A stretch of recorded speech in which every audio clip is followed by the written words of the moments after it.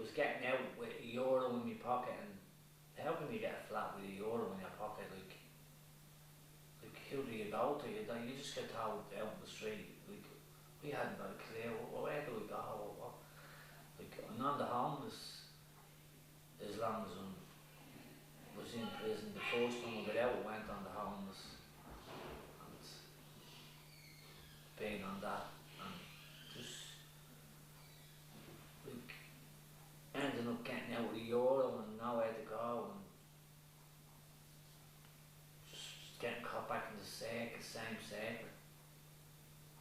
And then when I ended up here, just everything seemed to turn around. I don't know whether it was my time to turn around, that I just grew out, but I reckon the house did hand me, yeah, and the job, the CA scheme. It's basically it.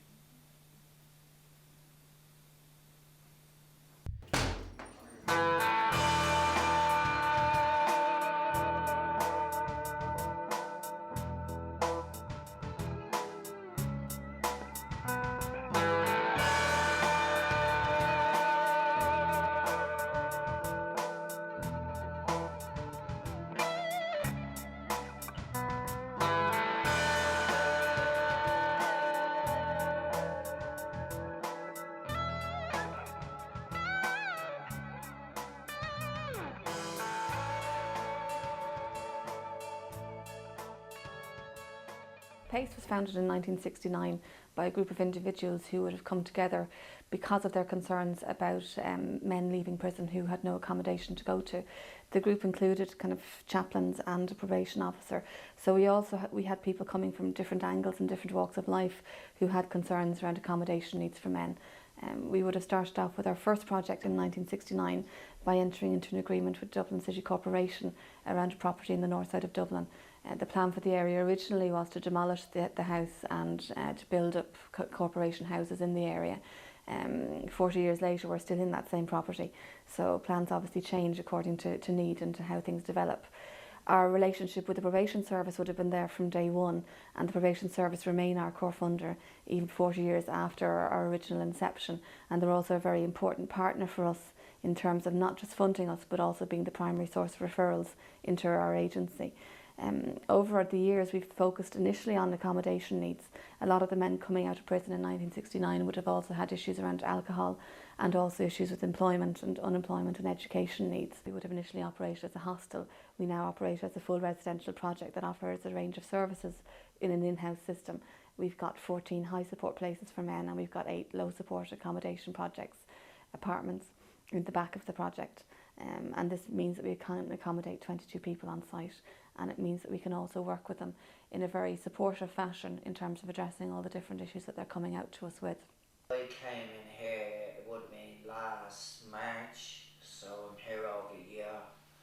I was ending up losing my family, I was on the streets and nowhere to go. Luckily enough, I got a place. I started off living in one of the bedrooms, and now I'm out in the apartments. And at least with me, now I can have access, because I'm out in the apartments. I have 2 children, I can have access to my children now. I have them on weekends. I've had my son's birthday party here over in my apartment, which I was delighted for. Like, if it wasn't for her, I'd be on the streets and I wouldn't be able to have as much contact with my children. I'd probably be locked up. God knows where I'd be if it wasn't for her. The idea behind the apartments in Powerswood House, when we were looking at renovating it back in 2000, which was the second kind of major renovation in the past 40 years for Powerswood, was really about having that step, the next step in terms of accommodation for men. A lot of the men that we work with would never necessarily have lived on their own before. They'd have either been kind of homeless, or they'd have been with partners or parents. And for them, the first time that they're living on their own is when they're coming out from prison and into the community, or else even when they were with us, they would struggle in terms of moving on into the community. So when we looked at the redesign of Powerswood, those apartments were a very important part of that process. And over the last kind of 6 to 8 years, they've worked really, really well and given us, I suppose, an impetus in terms of the next development within accommodation for PACE, which has been the development of long-term accommodation in the north inner city. And again, that's another step for people where they're now being permanently housed by PACE. And again, we're focusing on 7 one-bedroom apartments, and it's about independent living with support as necessary. But there's less support in those apartments than there would be in the apartments in Friarswood, and it gives people that sense of, obviously they're adults and they're living independently, but if they do need a service, if they do need support, if they are struggling with addiction, family issues, anything, that they can actually access that support before it becomes a crisis, and hopefully prevent further offending, prevent relapse, and prevent further homelessness as well. Here I would do with the different clients the desktop publishing, because that's a great way for getting the students, the clients interested in what they're interested in, and try and translate what they're interested in onto a design that they have done. So it's they own what they're doing. It's not necessarily a lesson where you drop in and you're given X, Y, and Z, and you really don't know where that all glues together.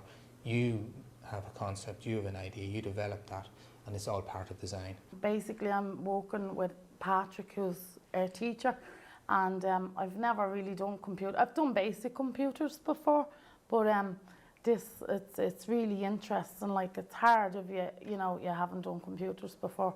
But what I'm doing at the moment, I'm learning how to do up a newsletter, which would be this kind of thing, and I picked the Ballymun Regeneration, So it's just learning, like, say for instance, like there I have a image of IKEA, but I just new dates for IKEA open days, and I'll put in like some text explaining like what jobs are going and stuff, just an update on the regeneration, like. And then at the moment now I'm on page 3, and I've an image there of our new Garda station, and just basically it's meant to be a new safer Ballymun and stuff, and just again information about the Garda station and what it holds and that type of thing.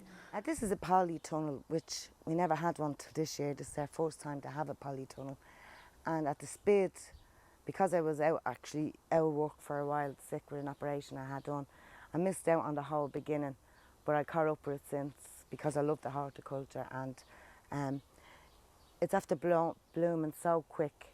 The whole place is just alive with plants and vegetables and fruit and flowers. I can't believe where I'm standing. I feel I'm in Woody's DIY. I don't know where to go next. But it's absolutely brilliant, because I remember the strawberries last year, now having to look after them, and they took a bit of work, but it was enjoyable. But all of it starts really with the seed, and this is like an incubator, if you understand me. And then as the seed grows, it has its own food, and it has everything it needs in the seed. It just needs to be put into some moss pea, to help it grow. And then when it gets to a certain age, and it pops up out of the moss pea, and then it's starting. And you might have to pluck away some leaves on any particular seed. It could be tomato seeds, it could be an actual flower seed. It depends really on what you're doing. But you can nearly get all this information on the back of packs that I never knew were on the back of packs till I started horticulture in here, because I haven't got a decent garden like this. This is a beautiful garden, and it's blooming all the time. And the boys and girls that work in it have it absolutely flourishing. I'm just delighted with it. So as I was saying, the seed grows then, and we incubate it here till it gets a little bit harder, and we water it and give it a bit of TLC. Then we bring it out to a place where we're going to actually, put it down, bed it down. We bed it there and just give it plenty of water and keep an eye on it, and it flourishes. It just grows. I first started in PACE in 2005 as a trainee. At that time in my life was very chaotic. I was only recently out of treatment for addiction issues, but I had relapsed. So I was delighted when I got the place in PACE. Also at that time my daughter had been in foster care, so I had decided to go back into treatment for the second time, and PACE supported me through that. It was a residential programme for 3 months. So I returned to PACE after the 3 months in residential, and it was a lot different this time. There was a care plan put in place for me, and there was a lot of supports there. The family support worker that had come out to me that worked with me and my children.